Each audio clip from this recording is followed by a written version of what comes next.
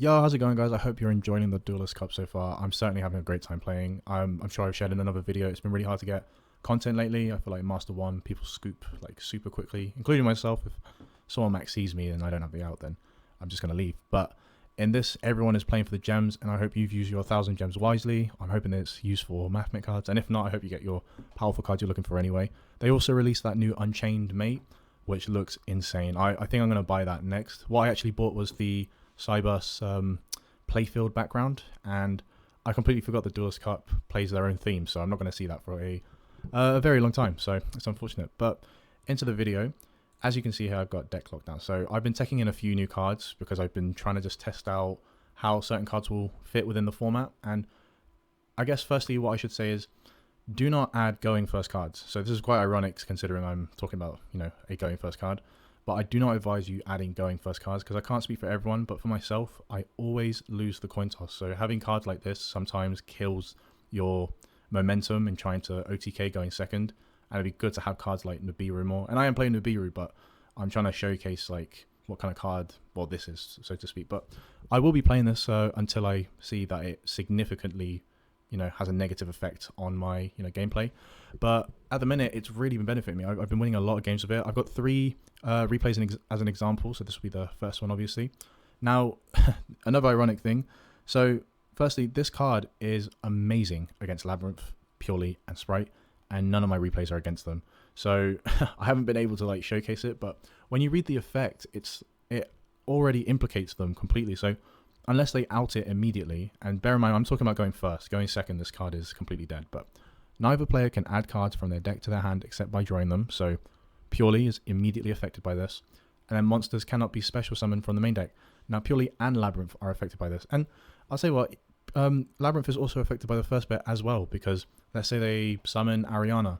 They cannot actually, search for a specific card. They can't do it. It won't even activate. You'll see in a minute I get Signet Mining in my hand, and obviously, you're not going to see the interaction, but in a different match that I had where my opponent, I guess, survived or gave up on their first turn, and it was my second turn, so the third turn of the duel, I can't even activate Signet Mining to, get rid of something for cost. So it just, completely locks you out of these things, and it, like, as the name says, it locks down. So it's a very, very good card. This, this longevity effect of destroy this card during the second standby phase up, it doesn't really matter, because as a Mathmech player, you're aiming to win the game within the first 3 turns, whether it's by OTK, your opponent like scooping, or, well, those are the only 2 ways really. Yeah, you're trying to win through those means. This isn't a longevity kind of deck. You're not trying to play into the later rounds like a Notoria Runic deck. So anyway, that's pretty much more I can explain to this.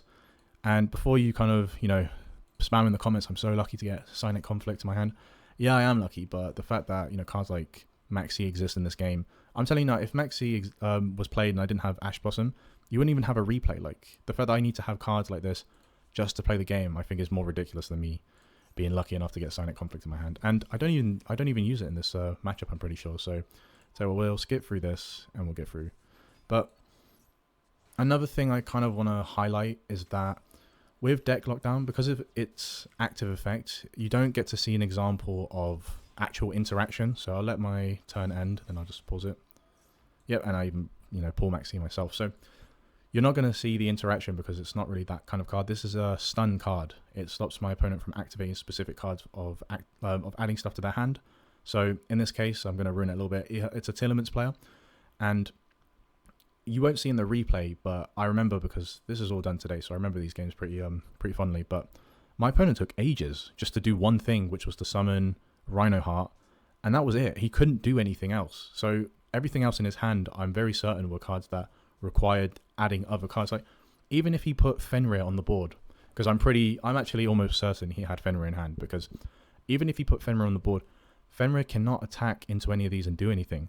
And then of course I'll explain in a minute why sometimes that's not a bad thing, but we'll go into this now. But yeah, it's a very good card. I'm very surprised I haven't seen it before. And sorry, just quickly, this against Mathmech, oh my god, what do we do? Like, we need the ability to search specific cards.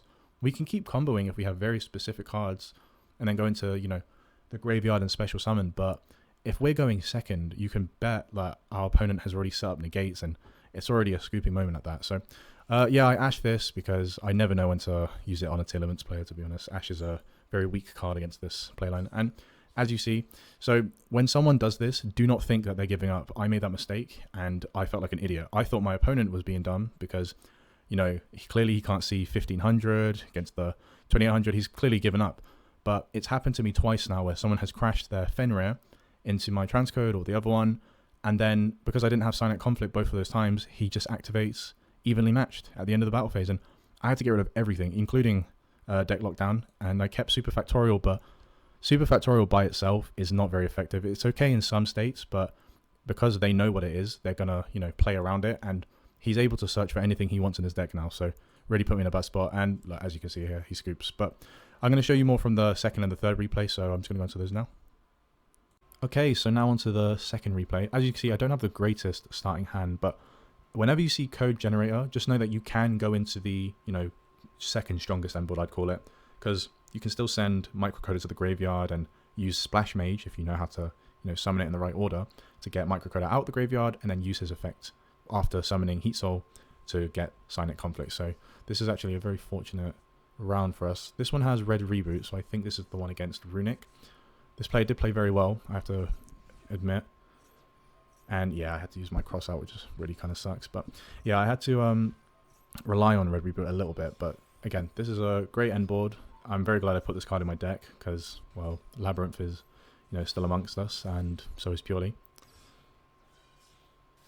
Okay, yeah. Kind of wish there was a bar up here where you could, you know, drag it across and kind of go through the replay, but I shouldn't complain too much. This is a great replay system. Like, the fact I can interact with the graveyard is amazing, so I do appreciate that. And I was so lucky to draw this card, like so lucky. So I completely admit that there's a luck factor in all games, and in this particular scenario is very lucky as well. So don't get me wrong, this is not a skill-based thing I'm talking about, but so this is where things get really annoying.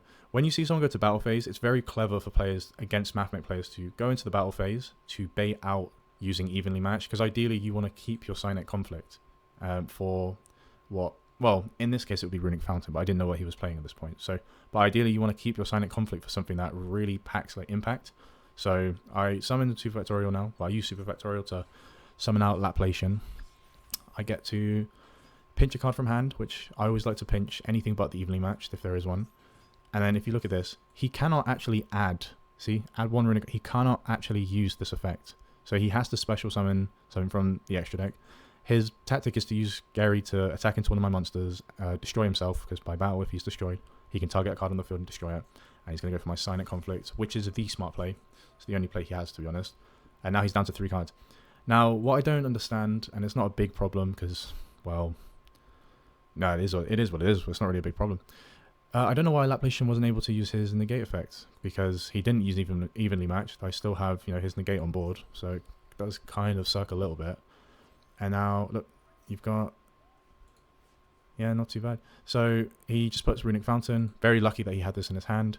I'm presuming this is evenly matched, so he doesn't have anything, and he's waiting to, you know, make a draw off this. And he can draw, by the way, because the effect is that he shuffles them into his deck, into the bottom of the deck, and then he draws the same number of cards. So he'd still get 1 draw, basically. So I wouldn't face it. But this is why I was very lucky I had red reboot. In most cases, he wouldn't really have a card like this, because this is you only get 2 of these, so I'm pretty sure they only play 1. But I'm not a Runic player, so who cares? But yeah, I use red reboot, and very clearly I can, you know, slap him for game, because it doesn't matter. Yeah, skill drain. I'm going to make access code, and how many materials do I have to slap him with? So yeah, I got 1, 2, I got enough to go for game, so not an issue at all. And then yeah, I win that game. But yeah, I'm just going to go into the third and final replay, and then yeah, I'll call it that. I don't want to put too many. It's basically just us going first and showing how the opponent freezes, because no one anticipates this card. I'm pretty sure a lot of you haven't even heard about this card, so just keep it in mind. And yeah, now. And for the last replay, so as you can see my hand here, look, again, I pulled Silent Conflict. I'm not sorry. What you're going to see in a minute is my opponent tried to maxi me, so that's especially why I'm not sorry. And then of course I got deck locked down in my hand, so it's great. And then he also doesn't have Ash to prevent my, you know, search, and then keep going from there. So it's really, I was quite fortunate this round, more than I can say than for other players and other rounds, for other games I've played as well. So yeah, I was very fortunate. I'll just go through it so we don't have to watch this all over again. But just bear in mind, again, like I did highlight this before, but you really need to remember that you're not looking for specific interactions from this card. This is a stun card, and it does put your opponent under pressure, because what can they do in certain situations other than, you know, pass, you know, set force, scoop, do whatever, because this deck, like this card, sorry, can really punish certain decks, and I have impermanence. Can't even remember what this this duel does, but so he tries to evenly match me, and this is the beauty of it. So yeah, I use Silent Conflict here. It's it did help me a lot. So yeah, I bring this out. This means I'll snipe one card from his hand. I hope it's not evenly matched, because then I can negate it, and he only has 2 cards in hand. And if he only has 2 cards in hand, I have impermanence on the board, and deck lockdown stops him from searching certain cards. Like, so what can he do? Even if it was a Mathmech player, he'd have to, you know, use Circular, send Sigma, bring it back, and go into a whole different combo line. But from that point, I have impermanence, and yeah, he's not really going to be able to do much. So that's pretty much the replays for it. As you can see from my recent ones, I went on a bit of a loss streak here, a few wins here and there. But that's not relevant. I wanted to kind of go into the deck list and show you, so I save a bit of time here. So yeah, as you can see, I'll just click through them very quickly.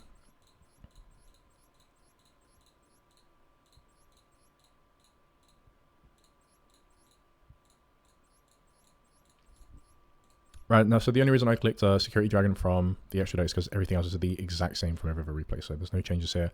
Except for I had one flex spot, which was, it could either be a second Alan Bertian or Final Sigma, but I decided Security Dragon. I can explain that in a minute, but I'll go through the rest of the cards first. So again, I have to highlight, I do not promote you using going first type cards in a Mathmech deck, but if you want to and you're interested, do consider this card. Like, but don't be mad if you brick, because it can happen. I haven't bricked with this card yet, but I can tell you that it is coming, because firstly, going second, this card is automatically a brick because you can't do anything with it.